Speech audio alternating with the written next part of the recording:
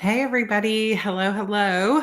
Welcome to our sort of monthly masterclass, sort of whenever we have time. But we are covering a really big topic today, which is social media marketing. And of course, with a topic this big, we're really looking at we could have an entire 6-week course on this. So, what I'm going to do today is I'm going to cover some of the basics about how to choose which platform, what to post on that platform, and how to find your ideal readers. And then we'll talk about some of the best practices of what's currently working in November 2022 on each of these platforms from some of it from my own experience, some of it from all the guru people that I kind of follow to say what's working. And then we're also going to talk about how to utilize social media marketing with other influencers and people that can help get your book seen. So, first of all, I know. Hello, everyone. Um, oh my gosh, if you didn't see Inca's post, she has a young adult novel that has just recently come out, and it's like autism, bisexual erotica. There are lots of categories there. And this is just some of the things that we have to deal with in terms of Amazon marketing. So it takes time to make sure, but this is also a reason why we should be checking on our pages and kind of making sure that we end up where we wanted to be in terms of how we are in the store. But I will be going through a presentation with you guys, and then I'm going to leave time for questions. And again, we're not going to cover every single thing about social media marketing. And of course, there are some things inside the course that cover social media marketing, but we're going to kind of tailor this to what's working right now and what are some things that you maybe haven't thought of before or haven't done before. And some of this, like I said, is from my own experience. And some of it is things that in my groups, I've heard a lot of people talking about this is what works. So I'll kind of give you guys a distinction between things that I know is working for me and things that are I haven't tried, but I know are working for other people and where I got that information. So welcome everybody. And we'll have time for questions at the end as well. But one thing that I want to say about social media marketing is that I can give you just so similar to this is really the way everything works when it comes to any type of entrepreneurship is that we're just trying to stack the odds in our favor. We're just trying to do the best that we can. But don't put the pressure on yourself to be like, this has to be perfect or it's not worth it or I'm failing. Because I think a lot of times when we start to think about something as big as social media marketing, we often see what other people are doing and we start to say, oh my gosh, I can't keep up with this. I can't do this. I don't have that kind of personality. And we start to see all our own limitations and our own flaws. And we think that we have to be like those other people or we have to act at our maximum self in order to get benefit out of it. So let me give you a little bit of encouragement here that a lot of the things I'm going to share with you today are things like I didn't necessarily know how to do or decided that I didn't want to do.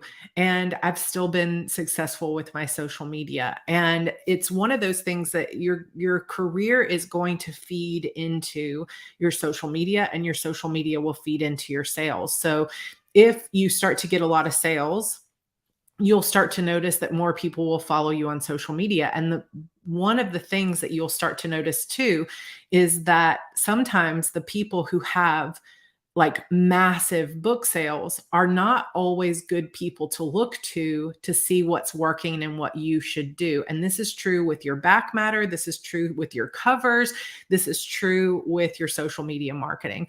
Because a lot of times when you have someone who's just had some kind of viral massive success, readers are just coming there to see what that person's going to say because they're so obsessed with that person. But that doesn't mean that someone else who is just getting started is going to be able to post the same type of content that this massive bestseller posts, because the truth is that the massive bestseller could post just about anything. They could post a picture of their teacup and people would be like, ah, this is the best teacup I've ever seen.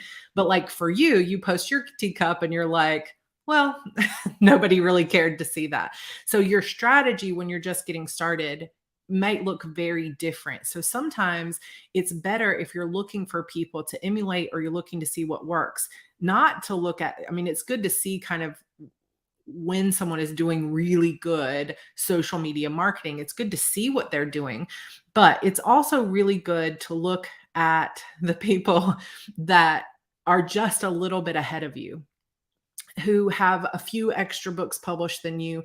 They're selling pretty well and they're really dialed in their focus of social media marketing. There might be something there that you can get something out of rather than like looking to Stephen King because you write horror and trying to have a Stephen King level profile, right? I mean, Stephen King can post whatever he wants and people are going to follow him because they love him already and they're already aware of him. Whereas you just getting started, it's really all about what is that sweet spot between who you are and how you show up authentically, and what are readers going to be wanting to see from somebody that they don't know yet, that they're not aware of yet. So that's what we're going to talk about. All right. I also will caveat this with saying, like, okay, so there's over 100 people here watching now from our Publish and Thrive community, that I would assume if you came to this masterclass or you're taking the time to watch this on the replay, that you are interested in doing social media marketing. But also know that it is not a prerequisite to success to have massive posting on social media. You don't have to have 10,000, people following you in order to have a healthy career. If you go and do your research, you'll see sometimes that we have 7-figure authors who don't even really have that big of a social media following. So it's really all about what aligns for you. If you don't want to do any social media marketing, you don't have to. It's just another thing that can stack the odds in your favor in terms of getting noticed. So I'm going to share my screen.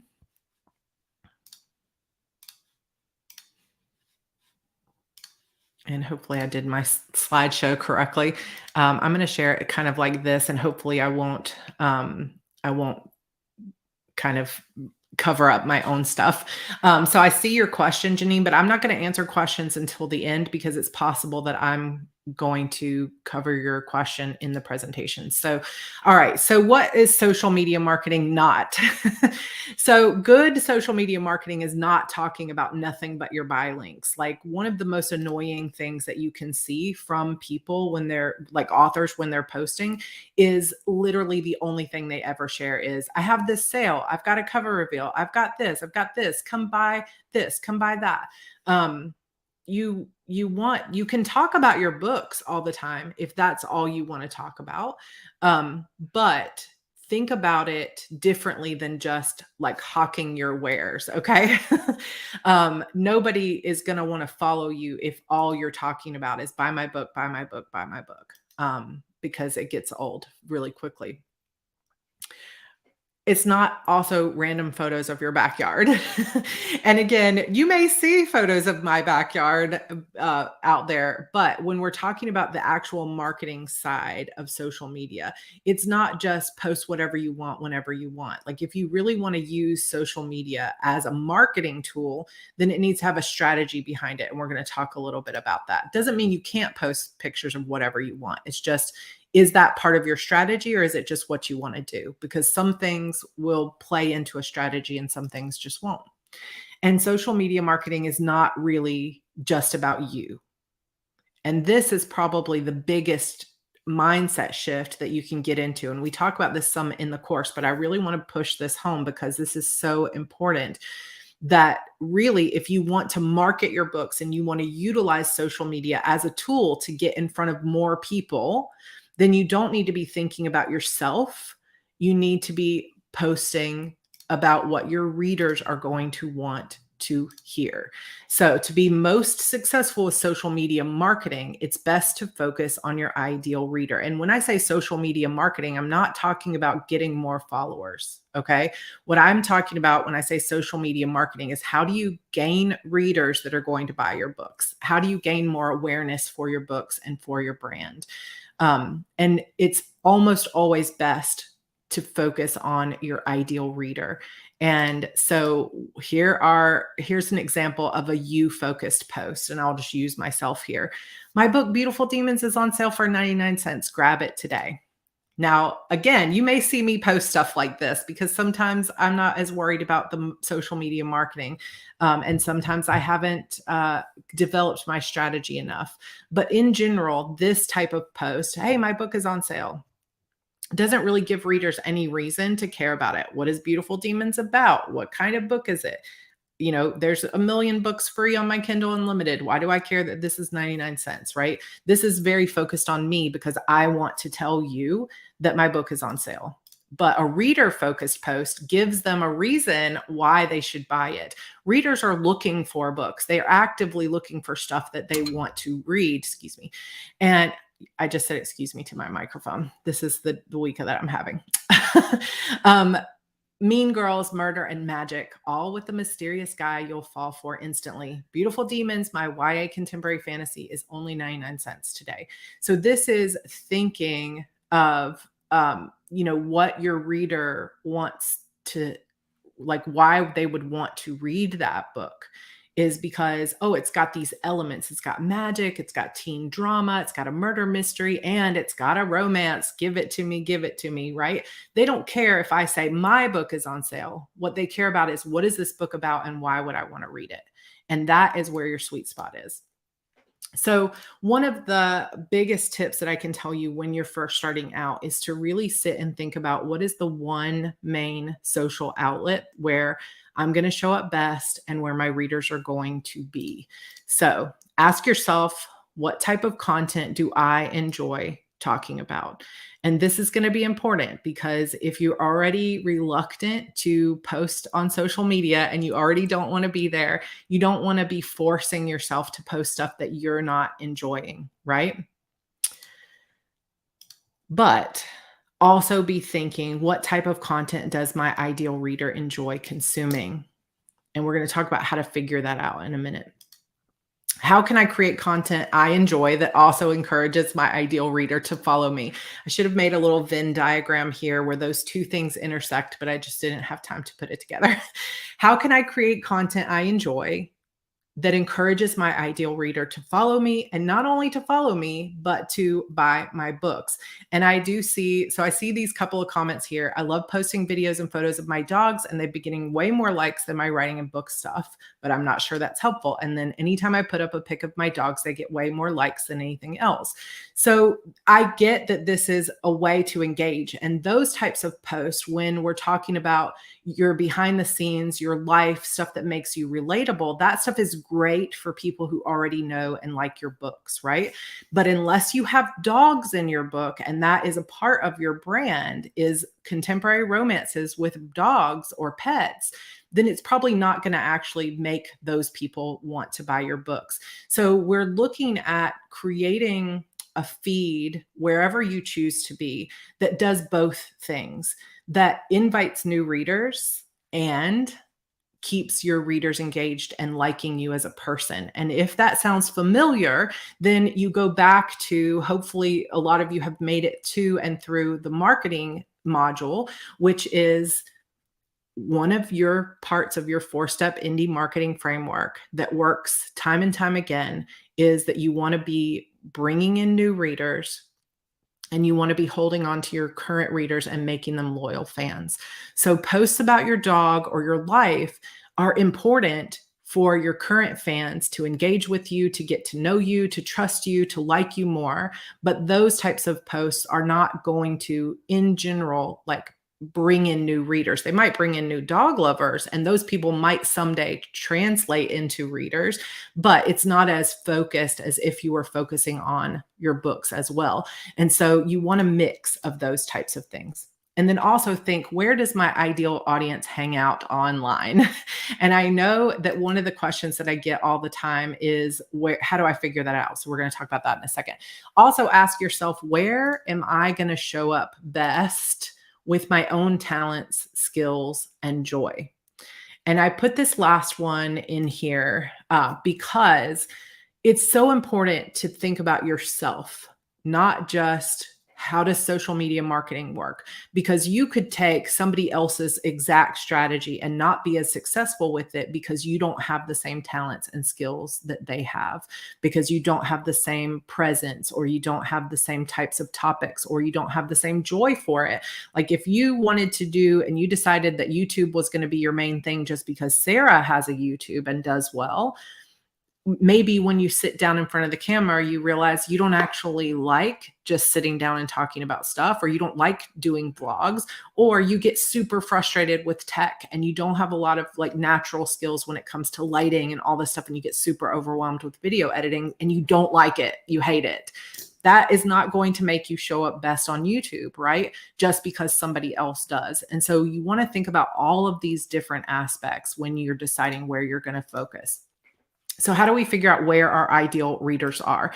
Inside the course, you do have access to a workbook about figuring out your ideal reader. And we talk about it a little bit towards the beginning of the course, but it's the main workbook that you're going to find in Module 4. And if you can't find something easily, all you have to do is go to the very bottom of the course before you get to the Q&A archives. And there's a section that has like all the links and all the resources there for you so you can quickly find them. So how do I figure out where my ideal readers are? So here are some steps that you can use. So the first thing is going to be a little bit of a guessing game. You're going to start at the most likely site. But of course, first, like I said, you're going to start with that workbook. You're going to start thinking about who is my ideal reader.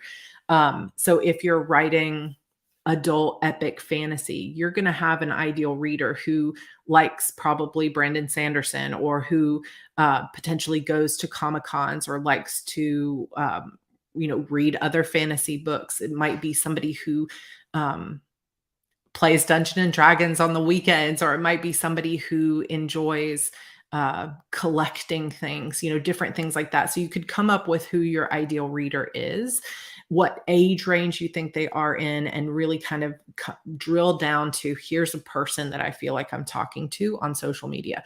And then once you have that figured out, start at the most likely site for where that person is hanging out. And if you don't know what that most likely site is, ask around, because other writers are going to know where your demographic is hanging out. So for me, YouTube is obviously my number one way of reaching people when it comes to Heart Breathings. But my number one, like bringing in new readers and engaging with my readers, has always been Facebook. And part of the reason behind that is because my readers are in that demographic for the most part of like 35 to 55-year-old women who have a family at home and are looking for that adventure that they get when they read a young adult book. They're looking for that sense of finding yourself. And a lot of times, like if I were to put my ideal reader on paper, which I have done, she's like 37 years old. She has a couple of kids at home. She works a full-time job, and she loves like any kind of fantasy style, like Vampire Diaries, Pretty Little Liars. Pretty Little Liars isn't fantasy, but it has that kind of mystery cliffhanger feel, which is what my readers like. And so once you've gone through that process of figuring out who your ideal reader is, you're going to start at the most likely place where they hang out, right? Right now, you do have, everybody's talking about book talk, TikTok, right? But that doesn't mean that every genre, it has most of its readers hanging out on TikTok. So spend a little bit of time thinking about what's the most likely site. And then, of course, you can take this on TikTok is so toxic, right? If you have, like, you think your reader is probably hanging out on TikTok, which I'm sure there are a ton of YA readers hanging out on TikTok, but that particular place does not align with your values, or it's a danger zone for you, then just pick the next plausible place, right? Because you want to focus in on something that you're going to be able to stand being on as well. Then what I want you to do is follow the accounts that your ideal reader is also most likely to follow. So this goes back to the course as well when we talk about comp authors and comp books. So if you can figure out what are the hashtags, what are the other authors and other books and what is that niche that you're writing in. So, for example, dark romance. If you're writing dark new adult romance, TikTok is, I'm sorry to say, Envy, totally the place to be, 100% the place to be. If it gives you a bad feeling you don't want to be there, then you should focus probably on Instagram. But TikTok would be, if I was saying what's the number one for dark new adult romance, it would definitely be TikTok. And then you would find other authors of dark new adult romance or whatever it is you're writing, and you would search for those hashtags. So, for example, if you were going to search for, let's say Envy Rose, just to use her as an example, was one of your comp authors, you would search hashtags and you would search either Instagram or YouTube or Goodreads or wherever you decided to be, TikTok, for Envy Rose. And if, if it was Colleen Hoover, which, obviously everyone talks about Colleen Hoover, but it was specifically, let's say, Verity, her Verity book, then you would search for hashtags about Verity. And you're not looking for actually Colleen Hoover. You're looking for people who have also read those books. And what you want to do is you want to follow accounts that are also talking about books like yours. So, for example, if I was going to go on TikTok and I was going to do this, I would look for, like, currently I'm writing a young adult murder mystery type book. So I might look for like Alexa Dunn, or I might look for Holly. Now I can't remember her last name. Jackson, is that right?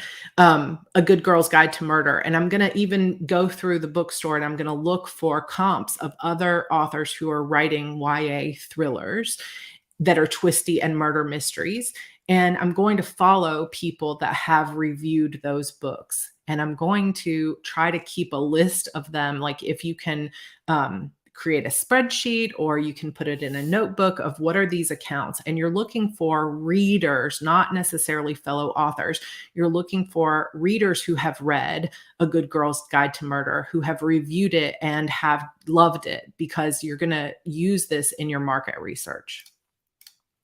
Then you're going to pay attention to the types of posts that these comps accounts make and which post gets the most engagement. So you're going to follow the accounts of both influencers. What I would recommend is both the influencers and the reviewers and the readers.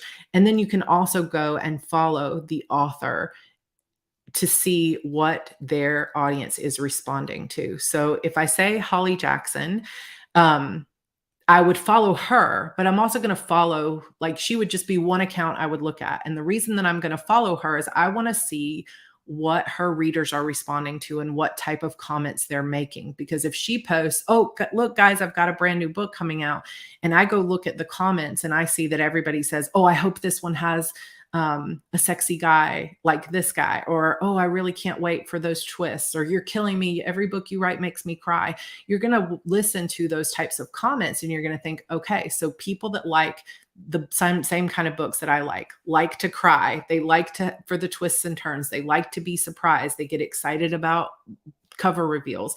And you're going to start to pay attention to what those readers like, not only on the author accounts, but when you go and you follow the readers, and these can be book talkers or bookstagram accounts or booktube people that do nothing but cover these books, or they could just be random readers who cover like lots of stuff about their kids, but they also happen to talk about this book and what they liked about it. You want to pay attention to what people liked about those books and what types of posts they're making that get the most engagement. And then, like I said, just what I was talking about, read the comments and see what matters to your ideal reader. What are they responding to? Are they most excited about, like, if you write romance, are they most excited about the trope? Like, do they just go crazy for, single dad, like, single dad, that's my favorite? Or do they go crazy for, second chance romance, like, oh my gosh, this always breaks my heart and I just love to see them come back together? What types of stuff are they responding to? Because that's not only going to clue you into potentially what type of stuff you want to focus on in your writing, it's just amazing market research, but it also will help you focus in on what you want to mention. Because you can sometimes the difference between whether your book takes off on Book Talk or Bookstagram or any of those is not the video itself, but it's the topic that you really hone in on. So if, for example, a lot like let's say your book has a single dad romance to it, but you don't mention that, you're missing out on a marketing opportunity because once you realize that, oh, that's the trope that everybody loves the most, then you can really like dig in on it and let them know single dad romance. And that could just send your whole post skyrocketing. So yeah, so for just go back to that course section looking on comp authors and start to focus not only on the authors, but on the readers that are reading those things. And then pay attention to what the readers love about those books. And a lot of times you can, like when you have let's use Book Talk, but all of these are interchangeable. If you have someone that is a Book Talk account, they review hundreds, if not thousands of books, then you can focus in on what are they saying they loved about these books that are similar to yours. And then you're going to use that later, and I'm going to show you how. If you hang out at this place and like let's say you chose TikTok, but then you get there and you either get a bad feeling about it, you don't feel like you want to post there, or you start reading these comments and posts and you're like, oh, this actually isn't my ideal reader. This is people that like really sexy stuff and that's not what I write. Then go to a different platform after a few weeks and try that instead. Say, well, maybe Instagram is better for sweet romances. So let me try that because it seems like TikTok really likes sexy. I'm just using that as an example. So play around with it and experiment a little bit until you start to find that core readership. And this is really something that I'm only starting to do as I'm starting to prepare for a new book release after over a year. And my eyes are so open to reader behavior, and you've never had such great market research than this kind of stuff that I'm showing you right now. And this can help you with everything, like what types of books you want to write, what tropes you want to focus on, what pieces of your world building are most important, what types of covers people like, what behaviors people are responding to. It's just incredible. So now once you've done all that research, you're going to decide what you're going to talk about. So here are some examples. I'm going to take my face away just so I can show them to you. Behind the scenes writing process stuff. Readers do like to see this, but I will leave a warning on that too of, again, writers will love this. Readers who are familiar with your work will love this, but new readers probably couldn't care less. So you don't want to focus only on these types of behind the scenes writing process type stuff unless you are creating accounts for fellow writers. Books I love to read. So this is a really good one. Like if you remember how we talked about, like you want to be professional. So you don't necessarily want to review books that you don't love, or you don't want to diss other authors like, oh, I could not finish. This was a DNF for me. But to share books that you do love, like, oh, I just got my Owl Crate subscription and I love these YA books, that can bring people to your, like if people are looking for what did everybody else think of the most, like the final book of the Inheritance Games. Well, if you reviewed it, they might land on your YouTube video or your Instagram video about it. And they'll be like, oh, I totally agree with you. And then they interact with you. And then they realize that you write similar books and they're going to buy your stuff too. So that's a good way to bring new people in. And it doesn't have to just be books. It can be like what's the most recent, like TV series that you watched or a game you played or whatever applies to your specific niche. Another example of a content pillar or bucket, so to speak, would be talking about your books. And we should all be doing this because you could build up a 20,000 follower account and it doesn't matter if you're never telling them that you have books. So this includes your teasers, your sales, your blurbs, your cover reveals, that sort of thing. You could also talk about your home life. So this could be your pets, this could be your kids, this could be how you decorate your office. That could be one potential topic that you could cover. planning and stationery. Obviously, this is something that I use in both of my accounts, and readers love it because a lot of readers also love notebooks and pens and other things like that. Doesn't mean you have to include this, and I wouldn't necessarily include everything on the list. I'm just giving you examples. You could talk about travel. Like if that's something that you is a part of your life, you could share that with your readers. I put dragonflies here because it ties into those inspirational stories about your own life. And especially if you write books that inspire people to be the heroine of their own life, or to rise up against evil, or, whatever, or to find love again, then you might share stories from your own life and things that are important. And then once you've shared them, like for example, I share about, Angela, you like stationery? What? I share about dragonflies on both of my accounts so that every once in a while, if I have a moment where something happens, like dragonflies are very much tied to my love for writing. And that is another thing that draws readers, not necessarily new readers, but my inspirational stories about dragonflies brings people in to me as a person. If you were writing ghost stories, you could talk about haunted locations. So anything, like if you were writing books that are like my young adult books, like I will talk about anime a lot because I feel like the stories are very similar and the audiences overlap. So here's just some examples. But if you want to create your own sort of buckets of what you want to talk about, the books category needs to be there. That my books part, that is important for selling your books. But other else you talk about, I would label it or limit it to about 4 main topics or 4 content buckets. Part of the reason that I say this about no more than 4 is because you're trying to balance bringing new people in and keeping people on your page as much as possible, or interacting with you as much as possible. And so if you can come up with 4 main topics that you talk about, it could be things I watch and love, things I like watch, love, and read. So it could be entertainment, could be one main bucket.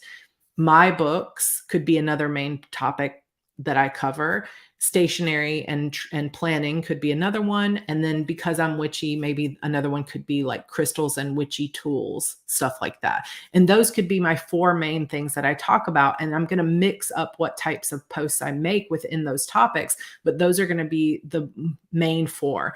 If I had one post about my son, and then one post about my books, and then a post tomorrow about what I ate for lunch, and then a post the next day about traveling to Houston, that kind of thing works well for people who just have a lot of people interested in their lives, but not as well for people who are brand new looking to gain new readers. You want to kind of limit yourself so that you can focus in on the main topics that you cover.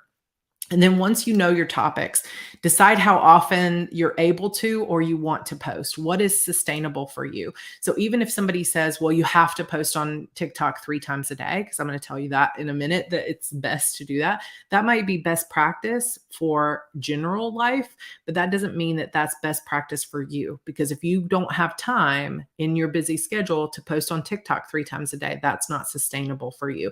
So decide what is sustainable for you and how often you want to post, and then create a schedule rotating your main content topics. So this is something that I'll go into more in the reboot of Publish and Thrive next year, because I'm going to have a worksheet for you guys to plan out your social media in this way, is to create a schedule rotating your main content topics so that you're not talking only about, like, let's say one of your content topics was your dog. We'll just throw that out there since some people said that. That's great to pepper in between talking about your books or these other topics, but you wouldn't want to post like 7 photos in a row of your dog, because then it's going to look like you just have a dog account, right? Instead, you would want to pepper in where you say, like, I'm going to share a teaser of my book. I'm going to share a behind the scenes of my workspace. Then I'm going to share a photo of my dog. And then I'm going to ask a question to everybody about what are you currently reading? And then I'm going to rotate that again and do something about my books, something about my dog, and so on, and just keep rotating them back and forth. And then you're going to focus on engaging with your ideal reader by asking questions, tapping into their emotions, getting to know them, and connecting with their comments. And what I mean by this is once you start posting, and some of this is going to be trial and error. So don't go into it thinking that you've got to be perfect or that you're going to nail it right off the bat, right?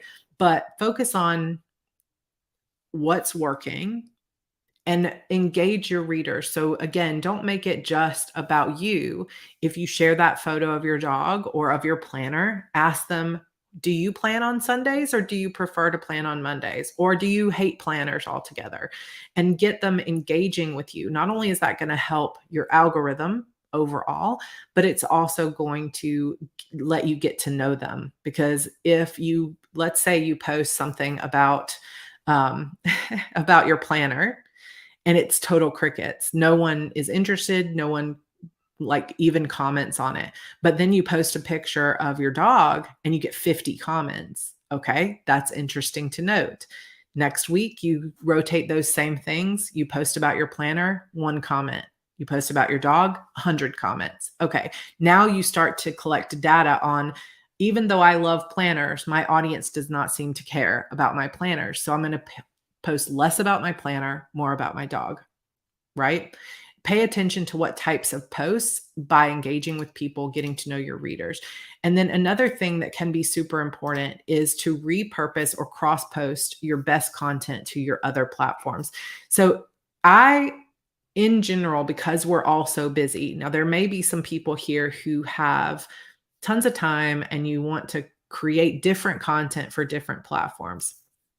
But if you have time for one place, and let's say that place is TikTok, and this is where you're going to focus as your main platform, you can repurpose or cross post that TikTok that you created to Instagram account and to your Facebook account. You can also put it on YouTube Shorts. So you can take that one piece of content and you can make 4 pieces of content out of it just by posting it in multiple places. And there are different like scheduling apps that you can use to schedule things out if you want to do it that way. There are cross-posting apps and things like that. I'm not going to get into what all those are because I haven't tested all of them because I don't necessarily use it. But like if you're on Instagram, which is one of the ones I use the most for Reels, if you download your Reel before you get to the post, then it will download without the watermark that says Instagram. Then you can just download it and post it to Facebook, to your groups or whatever as a reel. And then you just re-add your music or whatever onto it. And that makes it so easy because I don't then have to make a different reel for Facebook and I don't have to ignore my Facebook. I can just post the same thing in multiple places. Then, okay, keep an eye on best practices for your platform. So whichever platform you decide to use, keep an eye on what the best practices are for that platform. And one of the best ways to do this is to search around and do some Google searching or do some hashtag searching on the platform that you love most and see who is out there sharing tips that has a lot of followers. So like on YouTube, Vanessa Lau posts a lot of stuff about Instagram and YouTube following. And so I follow her so that I can keep up to date. A lot of her stuff is like 10 minutes or so about best practices, what's changed in the algorithm, what's working. And there's another one like Katie something. And then over on Instagram, I follow It's Modern Millie. So just find someone that you would consider a guru, somebody who has 10,000, 20, 30,000 followers or more, and get them, pay attention to them, follow them, and then put it in your schedule that like once a month, you're going to go through some of their posts and see if they've posted anything new. Like, shouldn't use hashtags anymore. Okay, let me now experiment with this because it's not, social media marketing is never going to be something where it's like you've got it figured out and now you just are done and you can post the same thing for the next 10 years. It's like Instagram used to be nothing but photos and now it's all about video. And so you got to really be willing to do the work to find out what's changing, what's different. Alessandra Torre is she's kind of an expert in the author world about Goodreads. So kind of knowing and getting to know what those people are. And when, like I said, when we get into a reboot of the course, there will be some lists of people that I follow for those different things. But if you don't know who to follow, you can literally just go onto YouTube and search for what's working on TikTok 2022 and watch several videos and see if they have information that like overlaps. And then you can kind of trust that, okay, everybody is saying not to use these certain hashtags or only use one hashtag, or you got to post 3 times a day, and just kind of listen to those changes that are happening. Here's some tips on what works at all platforms right now. So video is kind of king everywhere, which for people who don't show up well in video or don't like video, I know this is hard to hear, but you don't have to be in your videos, but you need to be making videos. So it could be just book flips. It could be videos of your books, like your bookshelves. It could be videos of your handwriting, or it could be videos with your blurb and a fantasy castle behind it. You don't have to be in your videos, but it's so important to be, if you plan to use social media as part of your marketing, it's important to start to work on your skills for video. If you just know that video is not your thing, it frustrates you, you hate to do it, it's just not something that you care about doing, then I would focus on something more like a vlog, or blog, sorry. If you know you're not good with video, then focus on like Facebook is probably still going to be the best place that still responds to captions and photos, or your own website and blog, because that is still going to be a place where readers can find you, and you can cross post your blog to your Goodreads and Amazon accounts and stuff like that. So it's not going to get you as many followers as video would, but and you can still post just static photos to Instagram and you can still have a following there, but it's just not going to get as much traction as video.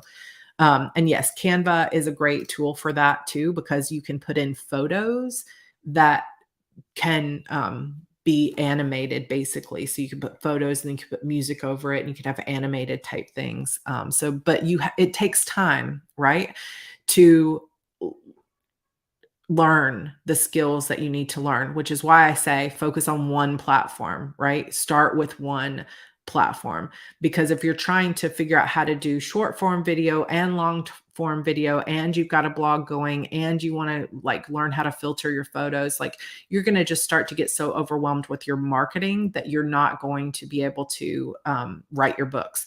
So just focus on one and then really start to nail down the skills that you need. Another thing is focused, well-branded content performs better for most people. So focused, what I'm talking about is not covering 5 bajillion topics, but focusing in on those 4 main topics or that one main topic. Well-branded, what I mean by that is photos that are all filtered to look similar or all use the similar type of color scheme or a similar type of vibe to them, that look similar, they look cohesive. That type of content performs better for most people on all platforms. Authenticity over salesy, 100%. And I feel like this is becoming more and more important, is to just be yourself instead of trying to like show up as a salesperson, like that example of those posts that I was giving you before.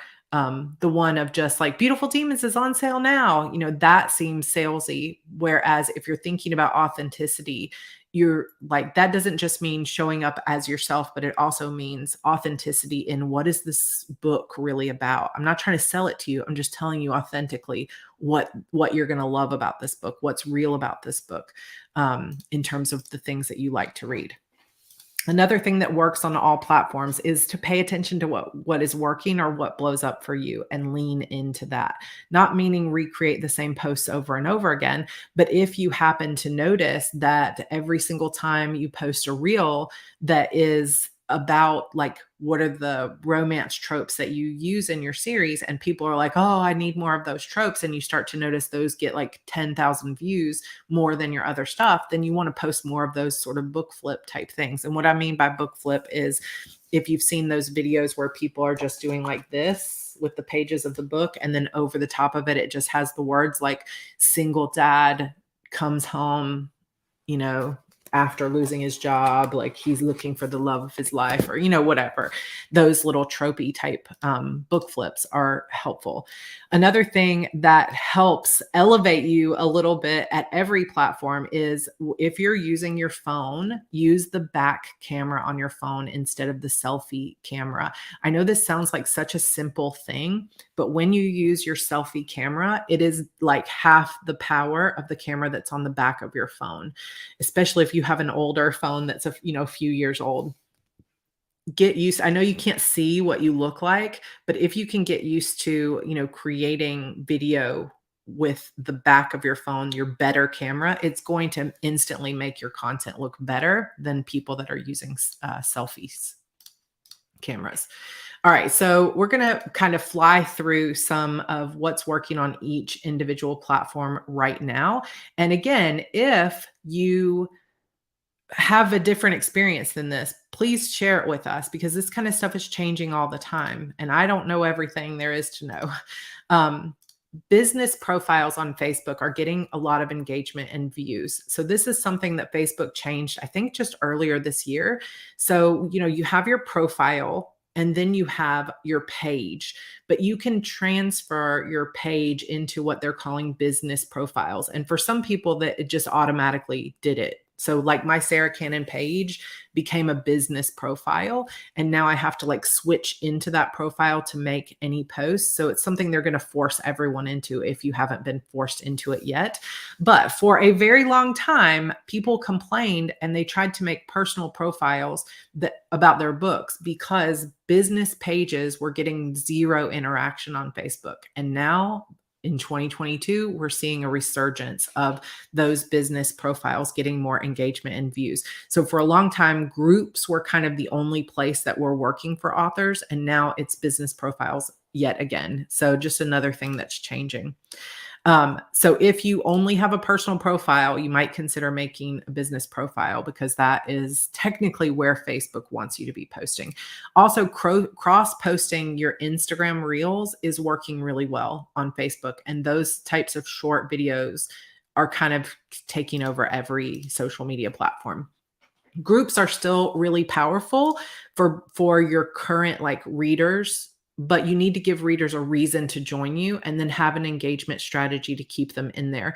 Because for a long time, groups were really, really at the top of everybody's feed, and they're deprioritizing groups in the algorithm now in favor of business profiles. So if you go through your own feed, you'll start to see like, wow, I'm seeing a lot more like business pages that I follow than I used to, because that's just what Facebook is doing. So if you want to create a group, I highly recommend, same way that you do a reader magnet to your newsletter list, I recommend you have some kind of reader magnet that's separate for your Facebook group.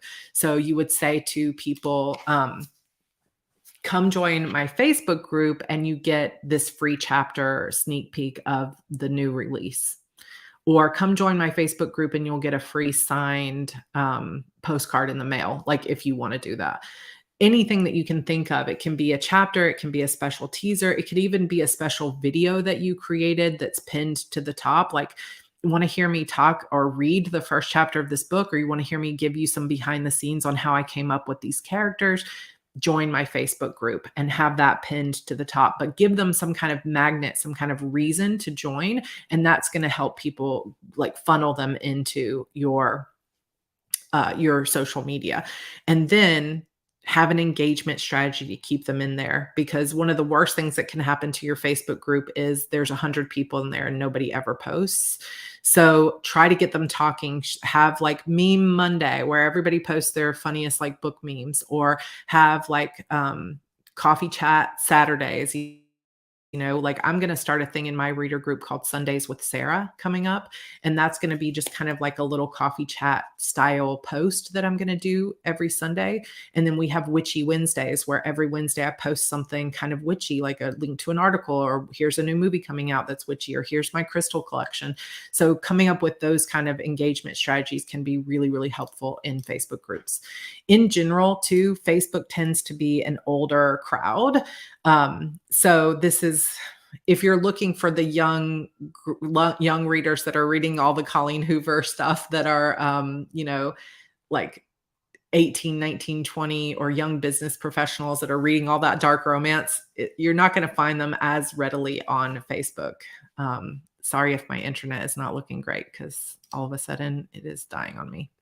I can make these slides available to you guys. I'll just link them to you in the course site. I don't have a section in the course site for this masterclass yet, but I'll add it with the link to the video, and I'll link these slides here in case you can't read them. All right. Instagram. Reels and video get the most engagement. So I saw somebody ask, are Instagram posts still working, or is it pointless unless it's a reel? It's not pointless. You're just not going to get as much prioritization in the main feed as you would have otherwise. So if you can do reels, even if it's photos put to music back to back, it's going to show up better on your account. So reels and videos. Stories.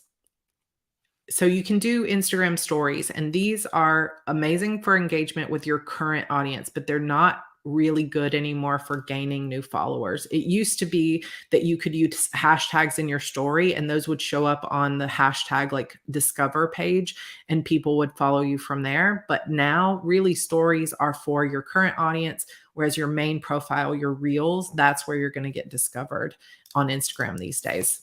If you want to mix it up and you want to post photos, either try creating a reel out of your photos or try using a carousel option, because I've heard time and time again, and I have seen this to be true on my own Instagram, that when you have a carousel, meaning that you're posting like 3 photos that people need to swipe through, those are still getting higher priority than just a single photo post.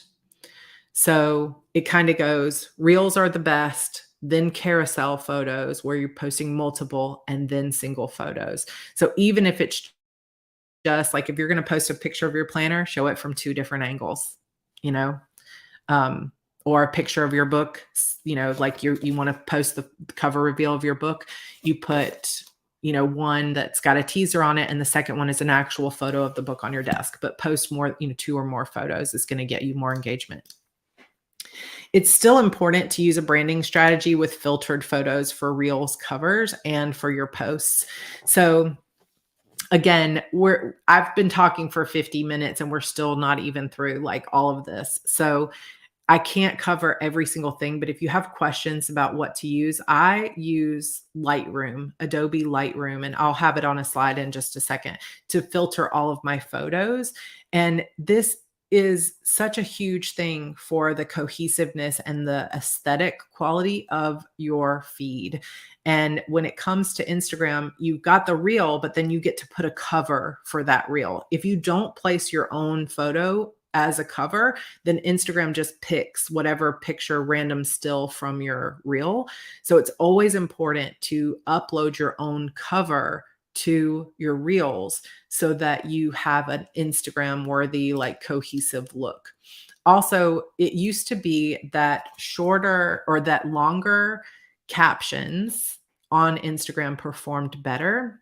And now with the way that reels show up, where people click and the whole screen becomes the reel, people don't see as much of your caption anymore. And so when they have to read a really long caption with a reel and the music just keeps looping, it's harder for people.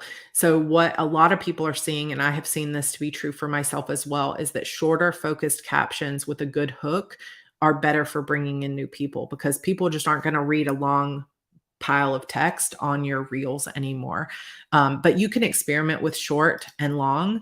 Another thing that's working on Instagram is what people will call like opt-in marketing or raise your hand marketing.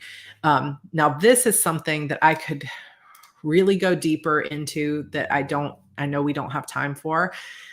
Raise your hand marketing is basically where it's some people also call it permission based marketing, but this is where you'll see somebody post something that is like, want to see a first chapter sneak peek of my new book, put the, you know, put the thumbs up emoji in the comments.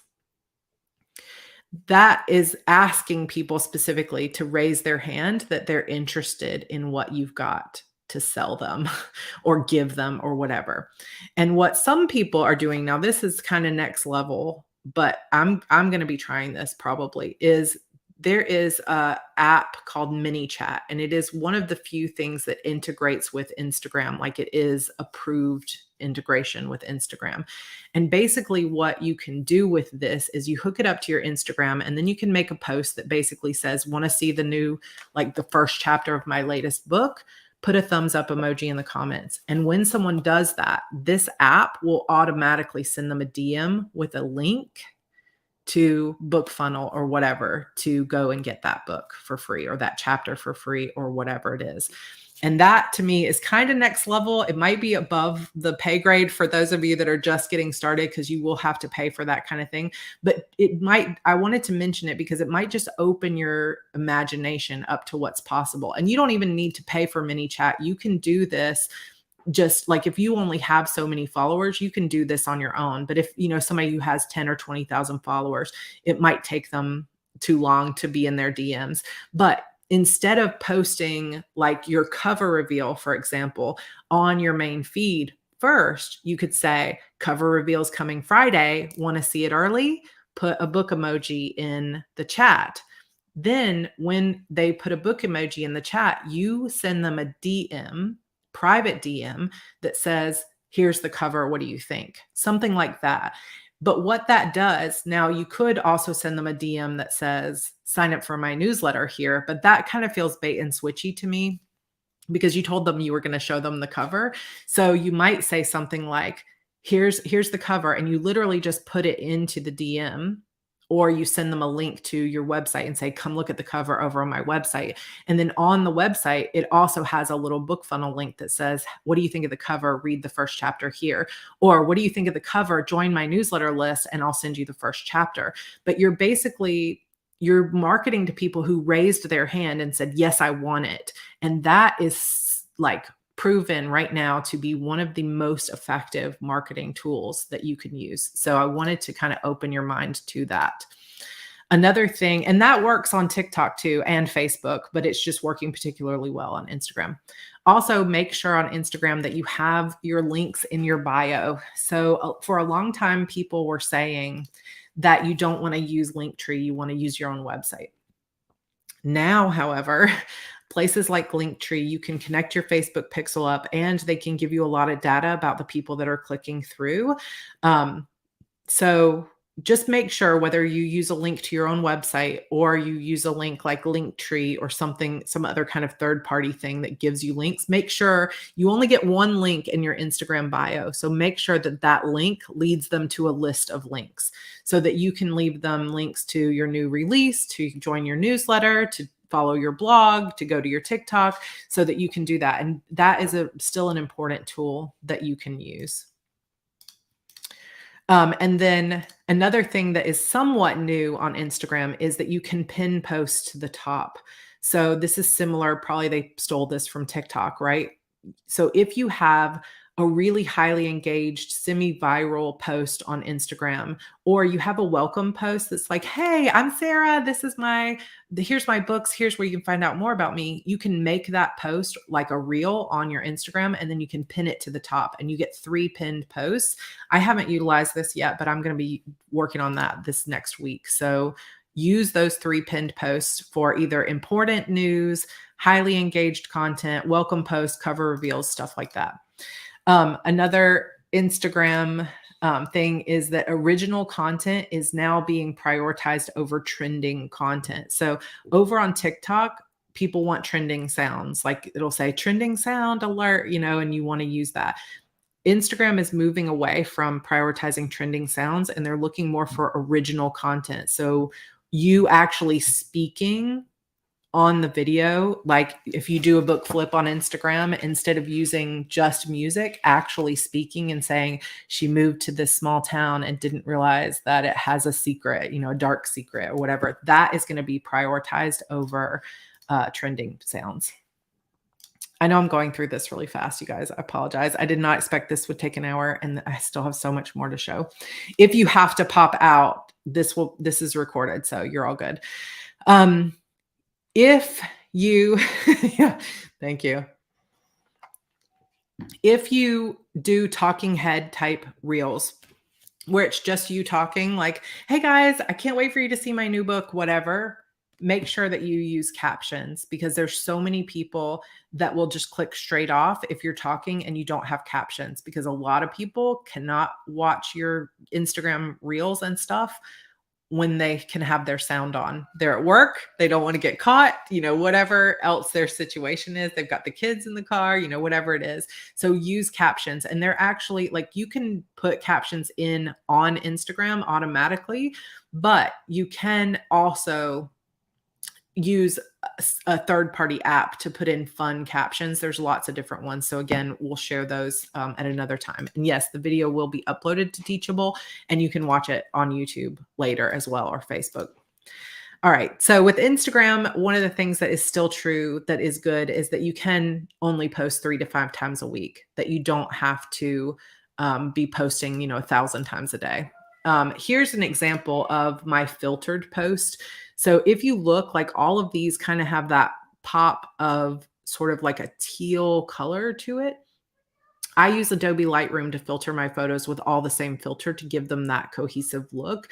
So all you have to do, there are other places that you can use like ViscoCam and stuff like that. But if you are able to pick out something that you feel like looks really good with all of your stuff. Like if you go and look at my Sarah Cannon Instagram versus my Heart Breathings Instagram, you will see a difference in the coloring of the photos, and that can help you give a cohesive look. And this is something I would love to do like a separate masterclass on altogether. I kind of feel bad because I did not expect this to take so long for me to talk, and I still have several slides to go. So I do apologize for that. Twitter, I don't even want to cover Twitter right now. Like, please, just no drama in the comments. Let's just leave it at Twitter is better in general for engaging with authors or with agents and fellow authors. It is currently a highly polarized platform, and it might not be the best place for you to find readers right now. It's very current events, news, political focused. I personally would not make Twitter my focus. So I'm just going to leave it at that. TikTok. Focus more specifically on a niche to be successful on TikTok. I am not on TikTok. So if you have a different experience than this, let me know. But this is what I'm hearing from everybody, that where I said pick 4 different topics, that is not really going to be your best bet on TikTok. For TikTok, it responds so much better to all of your posts are about your books, period. Or all of your posts are about dark romance specifically. The more focused on a niche that you can get on TikTok, the more successful you will be. It does work best if you can post at least 3 times a day, is what most people say. Trending sounds still work on TikTok, but if your account is just growing, trending sounds that aren't at the top, like millions of videos have been made with this sound, are not going to be as helpful, because you're just going to drown in, there's millions of people there. If you want to be discovered using trending sounds, it's better to look for sounds that only have 20,000 to 100,000 videos made with that sound. And it will tell you when you go to choose that sound. Like if you see someone else has used that sound, or you go to trending sounds, then you can click on it and it will tell you how many other videos have been created with that sound. You want to try to stay in that 20,000 to 100,000. That doesn't mean, like, since you're posting 3 times a day, you can pick one here and there that has 1 million or 2 million videos and just try it. But for growth, this is what people are seeing as the best growth. It also is still valuable to use hashtags related to your videos, but you want it to be very focused, not using 1,000 hashtags, but you're just using one or two hashtags that are very closely related to what you're talking about. Also, this goes back to that early stuff we were talking about. Watch the comments on viral TikToks in your niche and what are people noticing or responding to. This is market research that will pay you back in spades. And even if you don't plan to post on TikTok, this type of market research can help you figure out your marketing and your ideal reader. This is kind of I like am a lurker on TikTok. I don't have any posts there. But I lurk to do this type of research. So like if you write like sweet contemporary small town romance, find other authors and things like that to go and see what type of TikToks they're doing that have been the most successful for them. So if you go to Book Talker, for example, who talks about a book that you see as one of your comp books, and it has like 1 million views or something, go read the comments. What are people noticing about that TikTok? Like, oh, this was so funny, or oh, this one made me cry, or oh my gosh, I loved your outfit. Like, what are people commenting on that you can then emulate? And then also taking the time, and this kind of works on all platforms, to be honest, but it works really well on TikTok in particular right now, which is commenting on other videos in your niche or BookTok accounts that review books that are similar to yours. And like I talked about in the beginning, I am not talking about your comp authors. I'm talking about readers who are reading your comp authors. So if your comp author is, Sarah Cannon, which you probably don't find many things about me on BookTok, but just to say an example name, then you're going to want to search for people that are reviewing Sarah Cannon's books, talking about Sarah Cannon's books, and then you want to go and follow them, comment on their stuff. And I'm gonna make myself big here for just a second because I want to drive this part home. When you're commenting, you don't want to comment, hey, I write books just like this, everybody should buy my book, that kind of thing. What I mean is you post a genuine, authentic comment like, oh my gosh, I couldn't put this one down either. You're not even mentioning your books, but you're just creating those relationships. Because I promise you, after talking at RAM, Romance Author Mastermind, last week to people who are big on TikTok and to people who have BookTok accounts where they have tens of thousands of readers following their account, they notice it when authors engage with them in that authentic way. Like, oh my gosh, this was so hilarious. Or even, I love your hair in this video. Or that was one of my favorite reads of this year too. Those kind of comments, they notice it. And once they see your name 5 or 6 times in their comments, then this next part that I'm going to talk about becomes easier in terms of your engagement with those people. All right. So this is what we're going to talk about next, is using social media influencers to gain sales. I've spent a year avoiding commenting.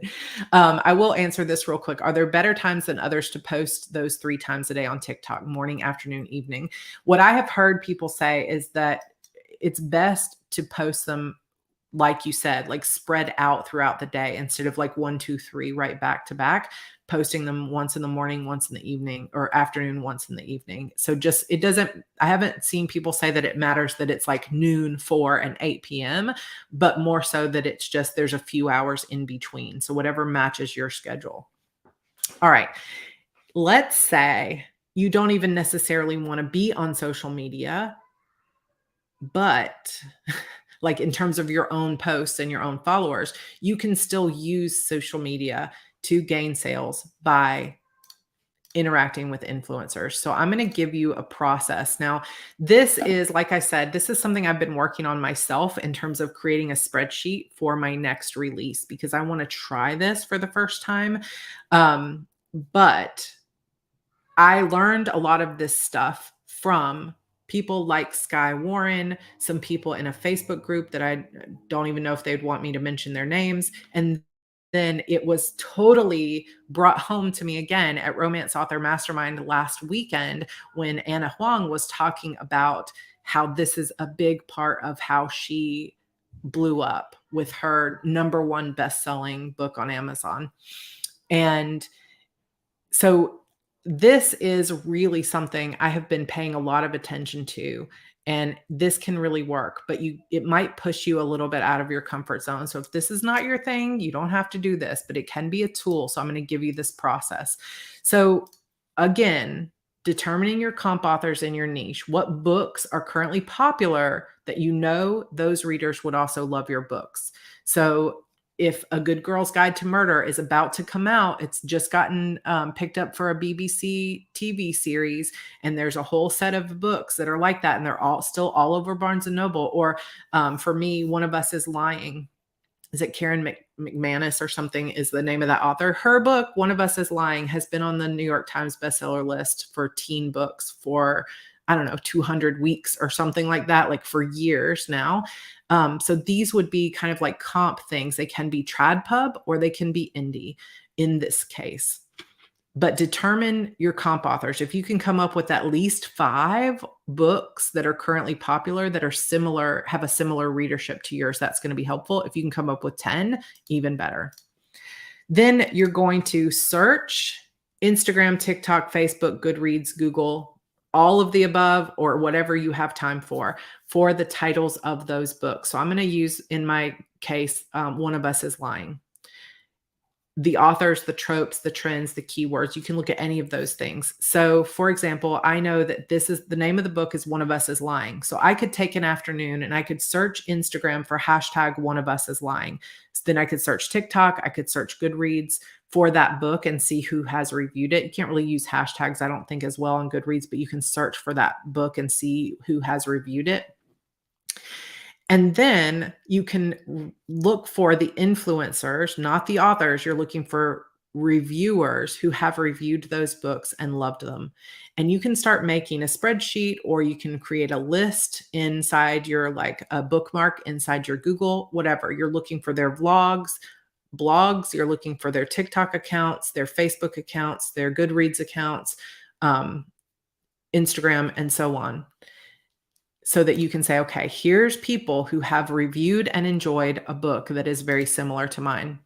And then you can make a list of those, like I just said, those top accounts that you want to reach out to.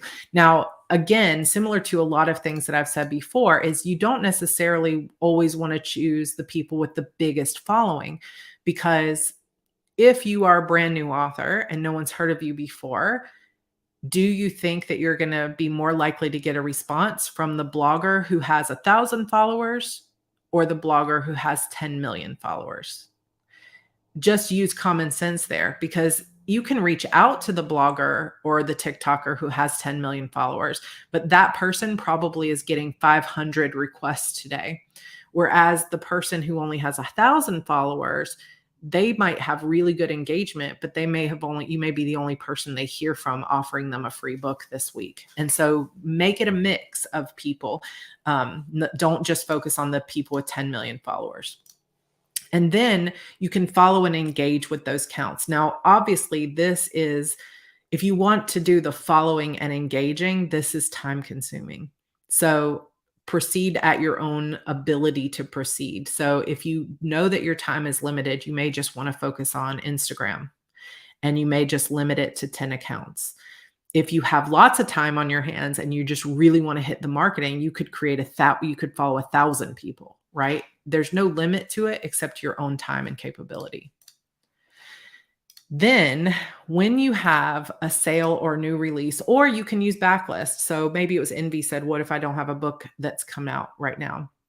You can use backlist titles. Reach out to these influencers and see if they want to review your book. And I'm going to give you an example of what you can say to them. And this was something that they were talking about at RAM, which a lot of the stuff that happens at RAM, by the way, is confidential information. So I can't share everything there, but this was just something that one of the PR companies was talking about that is sort of common sense as well, is that if you're going to reach out to influencers, you don't want to put a review request in their main feed. Like if they post a review of a book, you don't want to comment on that and be like, hey, would you review my book too? That's just kind of like considered bad form. You want to email them privately or DM them privately And most of them will have their like for review requests, email me at whatever in their comments. And Katie was there for these things too. And I was like, oh my gosh, this is so cool, because I literally have been like on this path and have heard people in small groups talking about this. And then it was just completely like solidified in this past weekend at RAM. And from Sky Warren's author school earlier this year, there's a lot of influence. A lot of authors are talking about this working for them. Keep in mind that a lot of people may not respond to you. And this is probably one of the biggest mistakes. So when I first started out, we did this kind of thing. Okay. I did this. This is part of what caused my success back in 2010, 2011. And it was one of the bloggers that reviewed my books that told me I should change my covers, which helped me out a lot as well. But it wasn't on TikTok. It wasn't on Instagram. It was with blogs. And so some of these, like, that I talk a lot in the course about marketing strategies instead of tactics, like things that are going to last and work for you for years to come. This exact strategy is exactly how I got my Beautiful Demon series on the charts in 2011. And now it's working in a bigger way with even more opportunity than just Google blogs. Now you've got TikTok, Instagram, and all these other tools. This is Goodreads. You could just go, like, I could go on to One of Us is Lying, which probably has, who knows, 60,000 reviews on Goodreads. And I could take an entire afternoon and pick out who I feel like are the biggest bloggers that reviewed that book. And I could just reach out to them via email or private message. But let's say I reached out to 600 people. There may only be 50 that respond to me, and that's okay. But one of the biggest mistakes that people made in the early days was if somebody didn't respond, they would follow up with, hey, didn't you see my email? And then if they didn't respond, it would be even more belligerent. The next time it would be like, hey, I took the time. You're a terrible blogger. I can't believe you won't talk to me. And of course, I know the people, those of you that are in Publish and Thrive that actually have joined this class and are in my community, you don't act like that. And I know you don't, but I feel like it needs to be said too, because I think even in innocence, people sometimes can be like, well, they didn't respond. I need to reach out again. Well, I need to reach out again. But just don't badger people. If you want to follow up with them a couple weeks later and say, hey, just wondering if you had a chance to look at my request, I would love for you to review this book. I'm sending out my ARCs. Let me know, but no pressure. And then if they don't respond, you just let it go.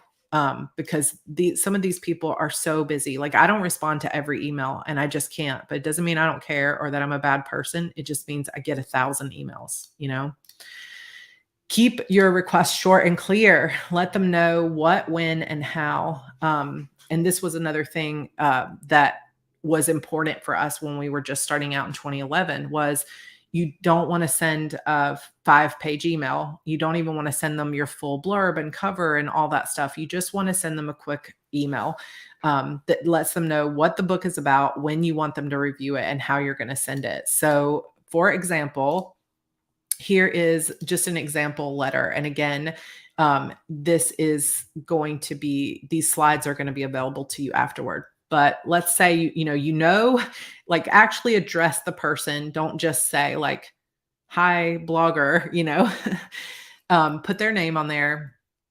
I know you love twisty, intense YA thrillers like A Good Girl's Guide to Murder. I seriously could not put that series down. So excited for the TV show. So you kind of let them know, what they like, and then you tell them about your book. I have a new book coming out in January titled The Disappearance of Vanessa Shaw that I think you might really enjoy. It's a YA murder mystery with lots of relationship drama, twists, and a teen sleuth trying to figure it all out before it's too late. This book follows multiple points of view similar to One of Us is Lying. And the tagline is, everyone there had a reason to want Vanessa gone, including me. I'd love to send a copy of this to you. My digital ARCs will be ready in about 2 weeks, and the book releases mid-January. It would mean so much if you have time for this on your schedule. No worries if not, but your recent post about YA thrillers featured all the books I'm loving these days too. I think this might be a good fit. Thanks for your consideration, Sarah. So in this, you can see this might even be longer than you want to make it, but this is kind of on the verge of long-ish. But you basically establish some kind of way to let them know that, hey, I actually have been following your content and I know what type of stuff you like. And then, like, you're just wasting your time and theirs if I were to reach out about my YA thriller to somebody who reads dark romance. Like, they're just not going to be interested. Then you tell them what your book is, what types of things about it you think they're gonna like, and then tell them when you're gonna send it. So I'm telling her it's coming in 2 weeks, when the book is coming out. So, like, that's gonna give you a month to review it, and then you let them know if it's a digital ARC, which is an ebook, or if it's a paperback. So, obviously, if you have the funds for it and the ability, a lot of book talkers and Instagram and booktubers would prefer a paperback, but not all of us are going to have the money to be able to have 100 paperbacks and shipping. That's like $1,000. So start with ebooks, and they may respond to you and they may say, I would love to get a paperback if you had it. And if it's somebody who has 1 million followers, it might be worth your while to send out a handful of paperbacks, right? But you can also offer them an ebook, and that's totally fine. But just be sure that you say that in your email to them. My digital ARC, my ebook will be ready in about 2 weeks. The book releases such and such. I don't know. The book isn't finished yet. This is just an example. But target it to people that you know are going to like those types of books. Other ways to market on social media too, this is kind of the end of the presentation. So if you have questions, you can go ahead and put them in the comments, is follow your comp authors and engage with their books, be friendly and start a relationship with your comp authors, and then invite them to collaborate with you. And that can be super helpful. So if I knew 5 or 6, now maybe some of these traditional published authors are not going to want to collab with me. So for this type of thing, I might be more targeting people who are indie, like Casey Bond or, other people that are kind of in my genre or niche. But maybe I could reach out to Alexa Dunn, who is Trad Pub, but she's also a fellow YouTuber. So just kind of think of people that have some things in common with you and then invite them to collaborate. Like, hey, what if we did a fun reel where I pass my book to you and you pass it back to me, or, something fun like that. So I don't mean collaborate by writing a book together. I just mean collaborate by doing something on social media with them, like similar posts or collaborating on a video, that kind of thing.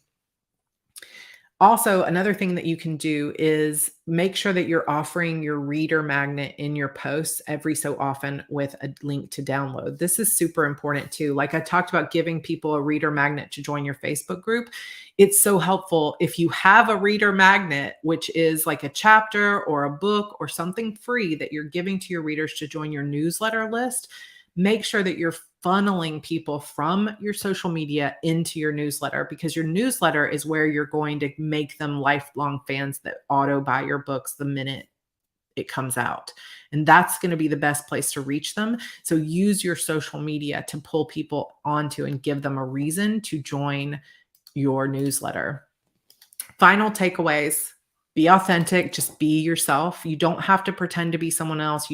If you don't want to go dancing on your reels, you don't have to dance on reels. Like, don't try to be somebody you're not. Now, if you feel called to try something new and it sounds fun to you, it's okay to push yourself out of your comfort zone to try it, because it might turn out amazing, but you don't have to be someone else. Think about your strategy and your posting schedule rather than randomly posting whatever, whenever. If you come at it with a posting schedule and a strategy, and I'll give you a very clear example.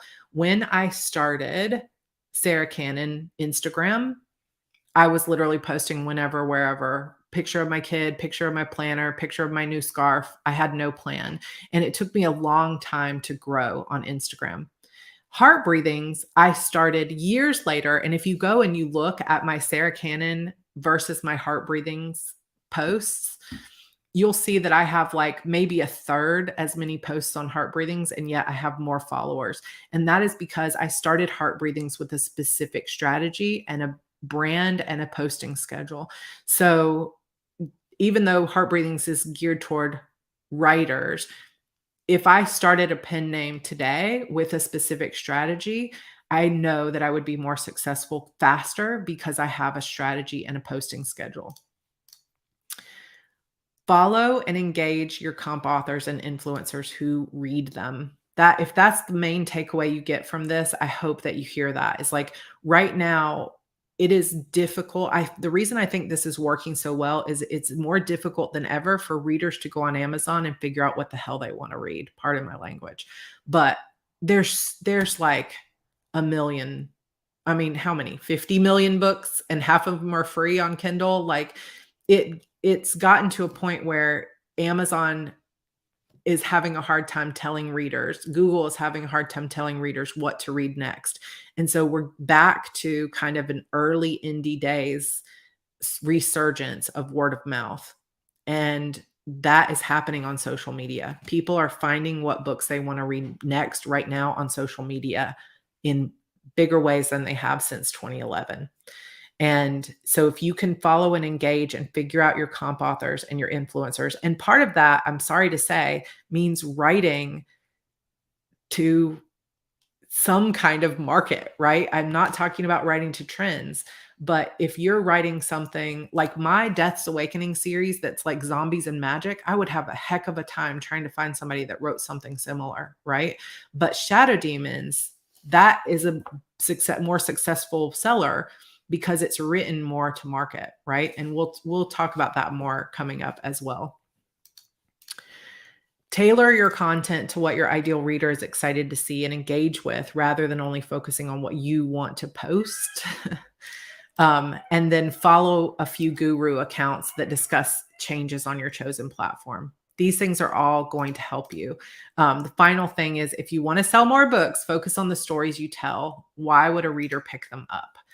And that is important, right? Instead of focusing on yourself, focus on what are these readers, what do they want to engage with? What are they here to, how can I engage them, and stuff like that. And it can be super helpful.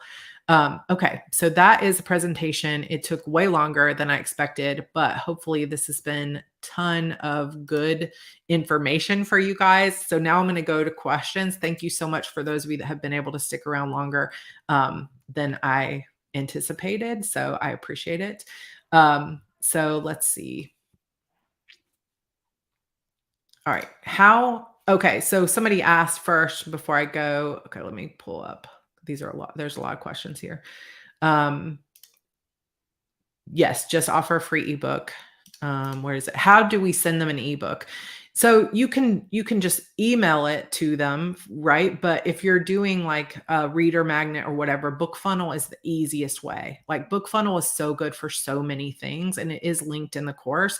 I just highly recommend it. And I think you can start out at like a $5 a month, or they even have a free version or whatever, but like paying for BookFunnel is one of those things that will help you in the long run. And it's so easy because you just upload your book to BookFunnel and you send them a link, and all of them can download it from that link. So it saves you time.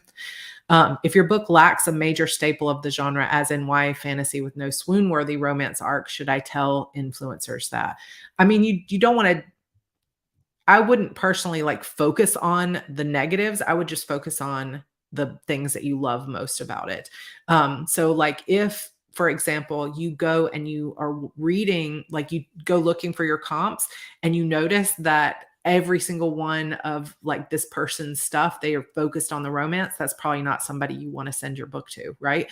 But if you find some reviewers who focus more on, they loved the heroine's journey and they really loved that it was a diverse read and they loved these things, but they don't even mention the romance, or it's like an offhanded thing, that's a good target for you. But I wouldn't be like, hey, but by the way, this doesn't have a good romance, because that's not really selling your book. Instead, focus on like what is really great about the book. And that's where I would focus. But just be careful that you're not sending it to somebody whose main focus is they love books with romance in it. That's why it becomes important to really read what they, like pay attention to their comments. How do you start a social media account from literally zero? I have no followers on my Facebook page or IG account, and I lurk just like you on TikTok, but I've never posted anything. I posted something on Facebook and IG and felt like I was talking to a vacuum. This is something Jasmine Star says, is show up until you blow up. Like you do have to start from scratch, but I would focus on which one are you going to focus on, Facebook page or Instagram account.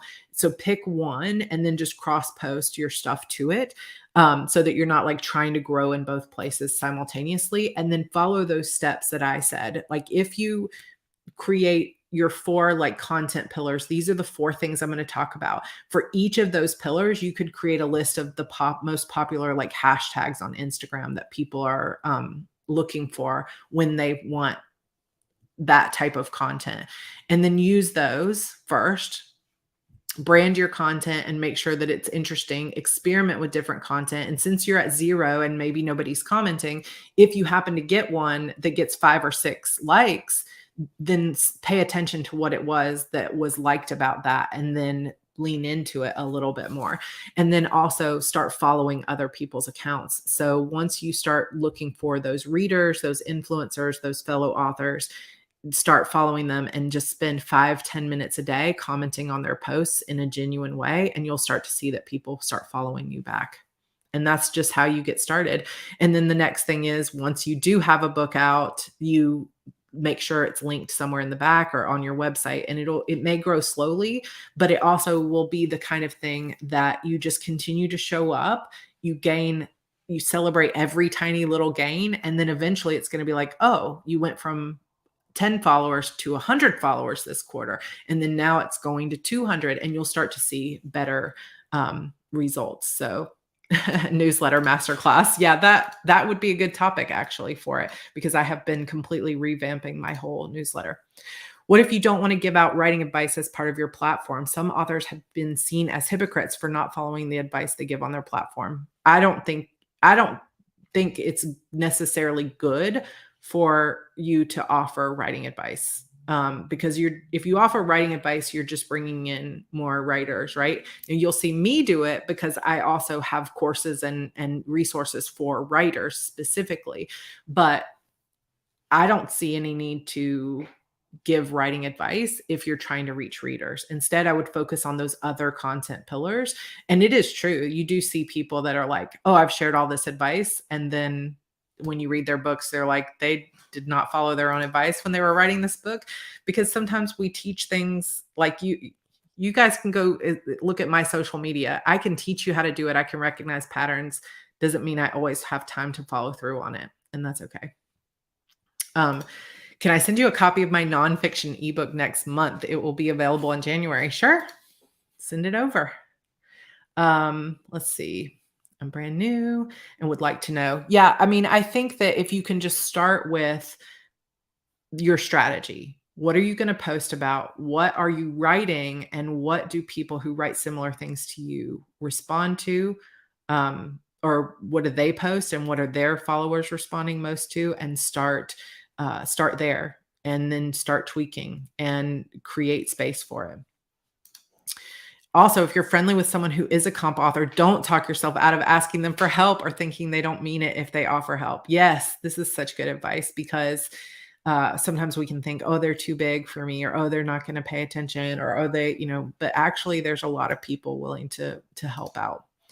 You mentioned only having one Publish and Thrive in 2023. Do you know when that will be? The goal is to have it in February, but I have like 100 videos to record. So it's going to depend on when that is done. So if it's not in February, then it will be after HB90 in March. And so it will probably be in April. So February or April, and that'll probably be the only live round that I will offer next year. If you're naturally introverted, how do we get through the nerves of reaching out to strangers? Well, part of it is going back to that vision and saying, this is what I want, and this is how I'm going to get there. And the more you do it, exposure therapy, the easier it's going to get. Because I think that, you can decide that you're not going to do it, but I'll tell you right now, Envy, like, you are in a genre where it will make a difference for you. And so if you can just tell yourself, look, this is what it takes to get where I want to go. You don't have to, you can even say, I'm so nervous about reaching out to you. And that's fine too, because that's your personality and that's authentic. So, but if this is something you want to use, this is what's going to get you where you want to go. And so it's just a matter of pumping yourself up, talking to friends who will pump you up, and then just doing it. And then you'll start to see that it's not so scary. Guru group. So what I'm talking about with gurus is just like making sure that you kind of have a few people that you follow that aren't writers, but they're people who are industry professionals. So people who specifically post about what's happening with the Instagram algorithm, so that you don't have to like figure out what's going on with the Instagram algorithm. It's just like, this is the person that I consider my guru, and this is who I go to for my news about Instagram. And just, you can find them for yourself, or you can ask in the group if you want to find out who. Oh, here we have BookFunnels, $20 a year. I mean, that is super reasonable, $20 a year, you know? I think it's worth it. Story Origin, Book Sirens. There's a few that will send arcs and stuff out for you. BookFunnels is probably the most used. I mostly ask because most people expect YA fantasy to have a romance, and to not have it might make people feel cheated. So part of it is due to a legit concern of mine. I mean, yes, I just don't think it's a very good idea to focus on the negative.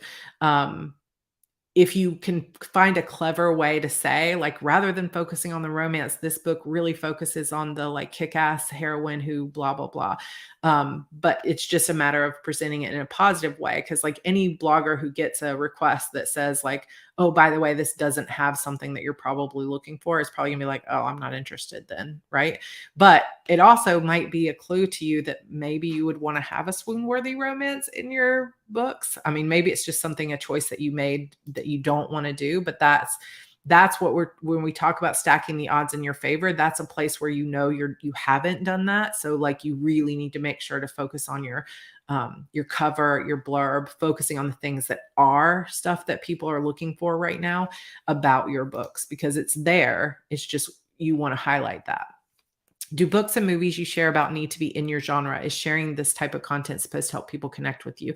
Yes. So is it similar in making them try your books, similar to the ones you're sharing about? Yeah. So like, if you write sweet romance, I wouldn't be posting about like playing Resident Evil, right? You want to keep that content to be the same. So for me, like, I would share like the new Midnight Club from Christopher Pike, and I would share the new episodes of Stranger Things or Umbrella Academy, or something that I feel like my readers also would enjoy watching. And that is to bring other people in that also are like looking for all the news about Stranger Things. And then they discover your books and they're like, oh, she writes stuff that's like that. I'm going to pick up those books. So it's just a piece of content marketing. Where can I find readers that love to read archaeological adventure thrillers with the twist of the paranormal, e.g. stories like Indiana Jones? I mean, just follow those exact steps that I gave you. Like, you need to figure out who are some other people that are writing this similar thing. And I don't think it has to be with a twist of paranormal. I think that you can just look for those people that are who else is writing archaeological adventure thrillers, and then start searching for those books and follow that process that I gave. Search for the books, find people who are reviewing it, and then, follow those steps, because it's going to be super important, I feel, in the coming years, to figure out who's writing books similar to you that you can tap into their audiences. For branding IG content, did I miss you saying whether you made your own Lightroom presets or bought pre-made presets? I didn't say, but I bought pre-made presets. I bought ones from Light and Airy. And then I also bought some from, let me see if I can find, if it tells me the names of who it came from. No, it doesn't say. I can post in the, like when I post this to the course website, I can put a link, because I bought a preset package. And then what I did was, I am crazy. So I spent like literally 3 days going through my photos and picking out which presets, because I bought like 100 presets, and I picked out the ones that I thought matched my brand feel the most. And then those are the ones that I use every single time. But it took me a good weekend to figure out which ones. My feed blacked out on me right as you're about to tell us about reaching out to influencers. I'll be watching the replay later. I hope it helps you for sure. Marcelo distributes posts across all your links. Not sure if that would help anyone. I'm still learning to use it. Yeah, so there are definitely programs more and more that are coming out that will help you distribute links, that will help you distribute your content and cross post your content. So that got a little bit deeper than what I could cover today. You might want to have a place for readers to ask questions about your characters, etc. Yeah, that is not a bad idea too. And within your content buckets, if you can mix it up between like, here's something that is important to me, here's me asking you a question, here's a raise your hand permission marketing, here's something that's going to make you feel emotional, and kind of be mixing in the types of posts you make within those content buckets, you're going to be doing great. How long before should I market a book before I publish it? So, I think that the prevailing wisdom right now is that if it's on pre-order, you can start marketing it as soon as you want to, but that really you're looking at that 60 to 90-day window before the book comes out is really going to be your strongest time. Like a lot of people are saying right now, you don't want to reveal your cover like 6 months in advance. You want to wait until that 60-day, window, I guess. And that's when you really want to push the marketing for that specific book in terms of like cover reveal, reaching out to influencers, all that kind of stuff. But, beforehand, you could be talking about it, and you can be like, people have known for a while that I'm writing The Disappearance of Vanessa Shaw, but I won't like cover reveal, pre-order, all that stuff until that 60-day window before it comes out. Where's this broadcasting on YouTube? It's on a private link on my channel. So there is I posted a link in the Facebook group about 20 minutes before we went live. Yeah, thank you. Make sure you have that pre-order link up so that you can send them to it. Best marketing advice on a reboot of a series that includes new titles and covers. So there is a whole section of the course, a whole video on relaunching a series. So if you haven't seen that, make sure you head back in to look at that.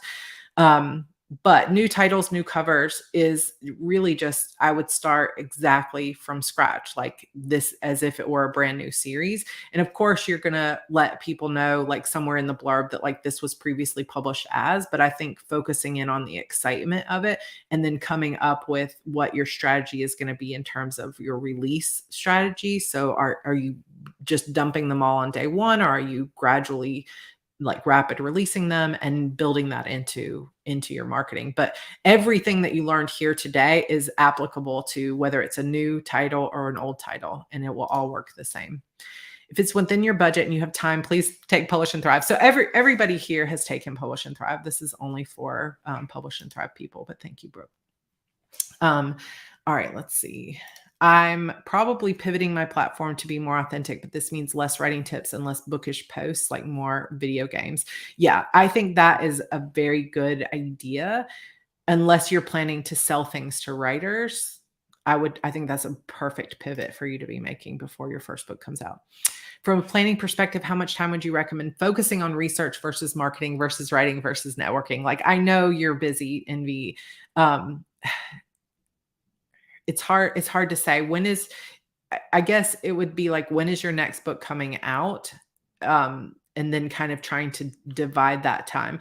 The writing is always going to be what's going to take your sales to the next level, because the more books you have to market, the better naturally you're going to start to sell.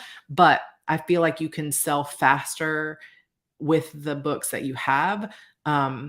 If you can focus a little bit on some of this, and really you can make significant progress when you're focused in just 10 minutes a day, and being organized. So if you created a spreadsheet and you just said, I'm going to spend 10 minutes a day searching through Instagram for people that liked these other books that are dark romance, or just using the hashtag dark romance and stuff like that, you could literally make huge progress in just 10 minutes a day. It's just a matter of being focused with that time. Okay. So if you aren't writing romance, but you're focusing on friendships, then I would really put that in the blurb or in your request to people. Be like, this really focuses on on the friendships that grow and on found family, or whatever those themes are. And then just don't mention romance at all, but just make sure that you're not reaching out to people that it's like the romance is the only thing they care about. Yeah, okay. So let me see if there's any other questions. Okay. I haven't put up a pre-order for my next series because I'm scared I'll have to push it out. Yeah, that's I mean, I would say personally, it's better to not put it up until you're sure you can do it because it can really hurt you to miss your pre-orders. Um, okay. Should we be looking at reviews on Amazon or other vendors for comp stories other than social media? Um, yeah, I think reviews on Amazon can be helpful too, because once you find those comp books, you'll start to see in the reviews too what are the things people loved most about it and what are the things that annoyed people. Um, yeah, so I'm gonna find 10 influencers a day equals 1,000 in 100 days, right? So it does make a difference. Yes, replay will be here in Facebook over on the YouTube link, and I'll be posting it to the course later this afternoon. All right, we are almost done. There's a new category, later in life romance. I'm excited about that. Yes, for sure. Um, okay. I would like to have seen, I would have liked to see that comment about romance from Facebook. Yeah, so I don't really have time to necessarily like bring up everybody's comments, but just saying like I would like to see more of it, and there are readers that would like the same. Um, if you can find people that say like, oh, I hate all this romance, I wish I could just have a book that doesn't have romance, then that would be like an auto send, right? Of course. And there are going to be people out there that want to connect with, like, that want books that don't have swoon worthy romances, right? So if you can find reviewers like that, great. But because most YA does have it, you'll find more reviewers who like the romance. But I don't think that um, I would focus on telling them this doesn't have a romance. I think I would just focus on here's what you're going to love about it, and then let them decide what they love or don't love about it. Last question, advice on what to share when your personality doesn't match your genre.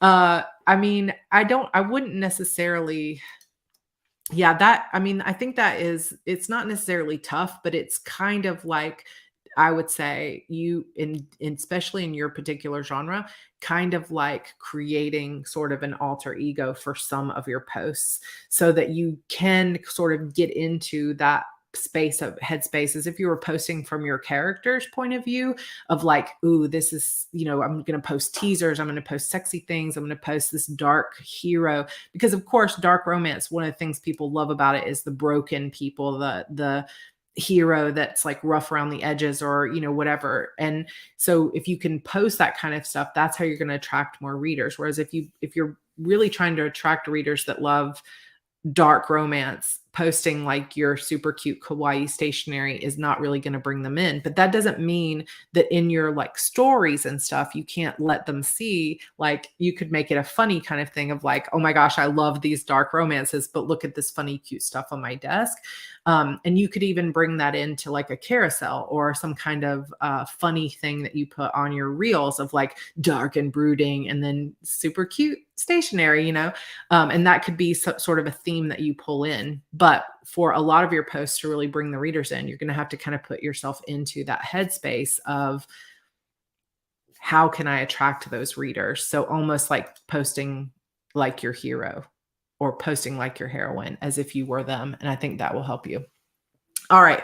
I did not expect this to be almost 2 hours, so I I apologize for the time, but I do feel like we covered a lot of ground, and hopefully it sounds like from the comments we covered some things that you had not thought of before. And what I love so much about this kind of return to like sort of like grassroots in a way, is that the right term?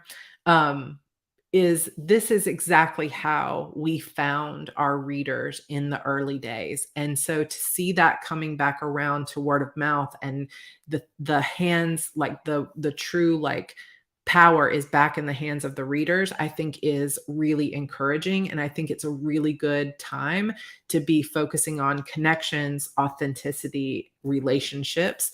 And I think that it's going to be, in some ways, I don't want to say easier to market, but I think in some ways there's going to be a lot of opportunity for even smaller, never before heard from authors than in the last few years where it's been all about Facebook ads. And so I feel like this is a really encouraging sort of turn towards more authentic organic marketing. And I am all about organic because I think that, it's cheaper in terms of you don't have to pay for all these ads. And so I think it's going to be really encouraging in a lot of ways. I do not have any kind of worksheet for this. My schedule obviously is like ridiculously packed right now, but I will make these slides available for you. And then in the February or April reboot of the class, there will be worksheets on this for you guys. So I hope you enjoyed it. And we will probably do another masterclass in December, but then there probably will not be one in January because I'm planning to record 90 videos for the reboot of the class. So it'll probably be one in December and then not again until after the next round of the class. But I do hope to continue discussing these topics and maybe even bringing in some experts like guests who actually know more than I do about some of these topics. So again, keep sending your suggestions. Newsletters is a really good one. We could do a whole topic just on, reaching out to influencers and the pros and cons about that kind of stuff. Like we can go into any topic that you guys want. So just keep sending your suggestions. And thank you so much for being here. All right. Hope you guys have a wonderful Sunday. And it'll probably take me about an hour to get this up on the site or so. But in the meantime, if you joined us late, it will be available for replay right away on Facebook and Instagram, or Facebook and YouTube for you through that link. All right. I will see you guys next time. Thank you so much. Bye.